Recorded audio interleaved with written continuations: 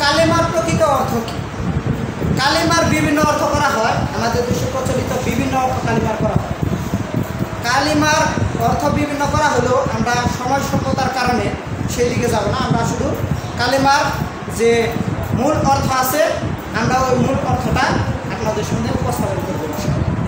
তো কালেমার দুটি অংশ, লা ইলাহা ইল্লাল্লাহ হলো প্রথম অংশ, আর দ্বিতীয় অংশ হলো ওয়া আন্না মুহাম্মাদান আবদুহু ওয়া রাসূলুহু।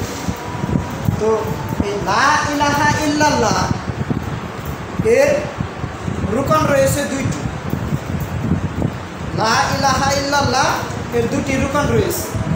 তার প্রথম রুকন হলো লা ইলাহা, অর্থাৎ কোনো ইলাহ নেই, কোনো ইবাদতের যোগ্য কেউ নেই। আর দ্বিতীয় অংশ হলো ইল্লাল্লাহ, আল্লাহ তাআলা ব্যতীত। প্রথম যে কালেমার যে প্রথম রুকন তা হলো লা ইলাহা। এটা আল্লাহর সাথে সকল প্রকার শিরিক ও অংশীদারিত্বকে বাতিল করে আল্লাহ তাআলা ব্যতীত যাদের পূজা করা হয় তাদেরকে অস্বীকার করা ওয়াজিব করে। এটা হলো লা ইলাহা।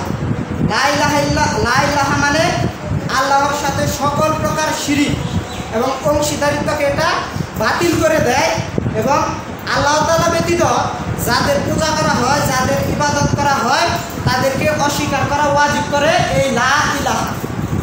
এর দ্বিতীয় রকম হলো ইল্লাল্লাহ, যা হেবাচক। তো এই ইল্লাল্লাহ এটা একথা সাব্যস্ত করে যে আল্লাহ ব্যতীত অন্য কেউ সত্যিকারের ইবাদতের হকদার নয়, ইবাদতের যোগ্য নয়। তো এর সাথে সাথে সে অনুযায়ী আমল করা ওয়াজিব করে দেয়।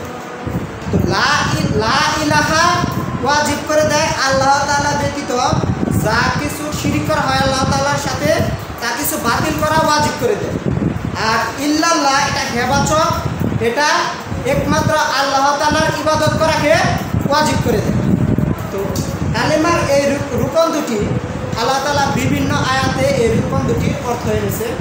তার মধ্যে অন্যতম একটি আয়াত সূরা বাকারা 2 নং সূরা 256 নং আয়াত, যেখানে আল্লাহ তাআলা বলেন, যে ব্যক্তি তাগুতকে অস্বীকার করে আল্লাহর প্রতি ঈমান আনে সে অবশ্যই মজবুত রশি শক্তভাবে ধারণ করে। সূরা বাকারা 2 নং সূরা 256 নং আয়াত। কি? যে ব্যক্তি তাগুতকে অস্বীকার করে। তো তাগুত মানে আল্লাহ তাআলা ব্যতীত যা কিছুর ইবাদত করা হয় তা কিছুই হচ্ছে তাগুত। আর দ্বিতীয় অংশ হলো আল্লাহর প্রতি ঈমান আনা। তো সর্বপ্রথম আমাদেরকে লা ইলাহা এটা বুঝতে হবে, এটা মানতে হবে। এটা কি? এটা হলো আল্লাহ তাআলা ব্যতীত যা কিছুর ইবাদত করা হয় অর্থাৎ তাগুত। এই তাগুতকে সর্বপ্রথম আমাদেরকে অস্বীকার করতে হবে। মানে আল্লাহ তাআলা ব্যতীত যা কিছুর ইবাদত করা হয় তা কিছুকে আমাদেরকে অস্বীকার করতে হবে। তারপর হলো ইল্লাল্লাহ, মানে আল্লাহর প্রতি ঈমান আনা। তো সমস্ত মাবুদকে, সমস্ত ইলাহকে অস্বীকার করার পর একমাত্র আল্লাহ তাআলার প্রতি ঈমান আনতে হবে, আল্লাহ তাআলার ইবাদত করতে হবে।